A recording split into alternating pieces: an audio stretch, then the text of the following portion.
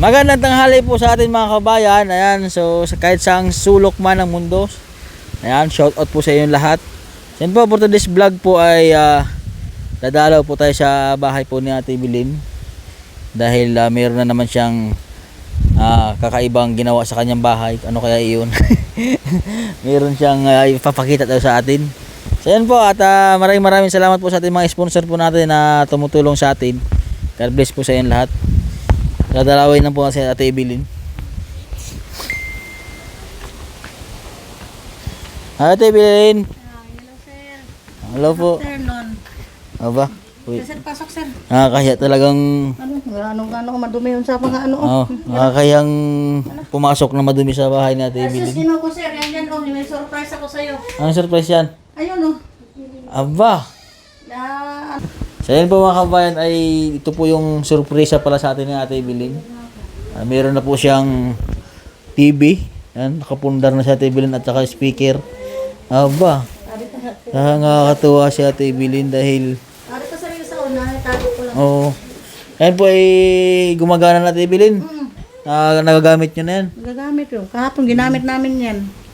Kasi meron na silang kuryente. So nakapundar siguro na silang ganyan sa pag sumikap po nila. So, ayan po. Kamusta naman po kayo, Ate Bilin? Ito, sir, kahit papano naman, nakaraos naman sa dahil naka-dispose ako, sir, ng manok ko, sir. Naubos na puro deliver. Last na lang namin nga deliver mamaya ang 5 piraso doon sa labas. Ubus na. Naubos na. Nakabili na ako kahapon ulit ng panibagong sisiw. So, pang-start niya na po ulit. Yung start naman ulit kahit paano nakabangon sa puhunan naman yung na. So, ano po ang susunod nyong ipupundar na target yung ipundar, Ate Bilin? Gusto ko sana, sir, kapag kasi ang business, konting business namin, marami kasi, sir, o-order sa amin ng dress na ang kataybang na manok. Ang kailangan ko pagsikapan yung sana yung ref para kahit papano kahit ref lang na maliit, at least meron lang kami istakan ng pandress namin ng manok, tapos ipan-deliver ko na lang kung sino mag-o-order.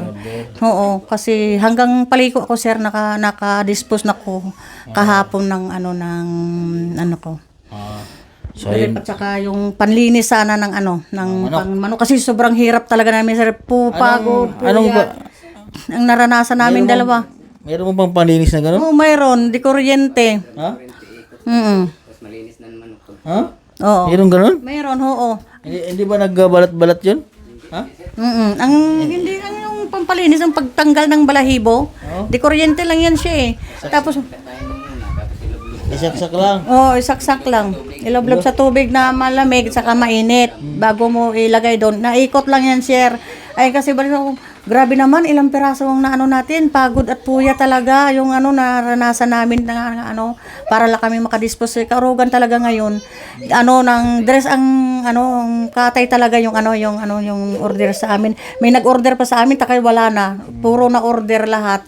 Tapos yung buhay ko, na-pick up man rin ang buhay ko. So, dumarami na po kasi yung mga alagang manok po nila, Ate Bilin.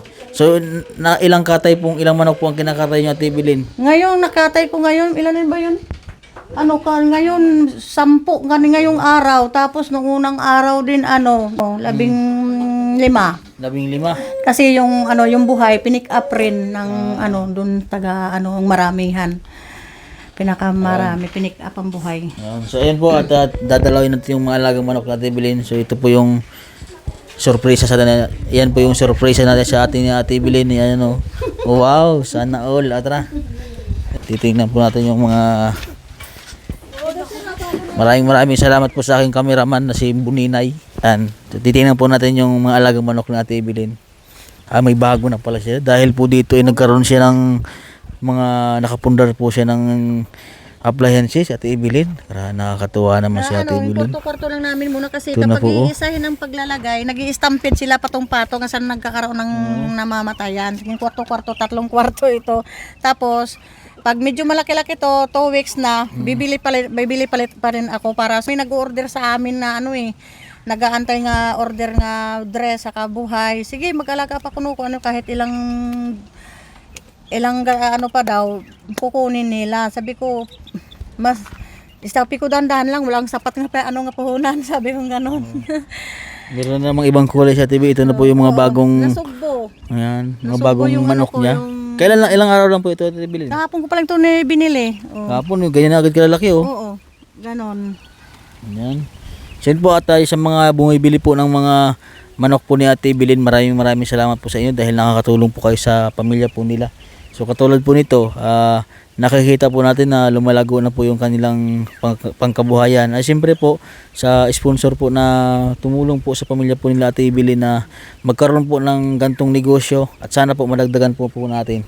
Ate Bilin, so ito ilang kwarto to? Isa, dalawa, tatlo. Tatlong kwarto, ano Tatlo. lang So, para hindi sila magpatong-patong. So ang balak po ni Ate Bilin ay papalawakin niya yung kanyang mga. Oo, hindi ko pa naimpisan sir ang malaki kung So doon tayo sa kabila kasi dalawang palapag yan ba ang Oo.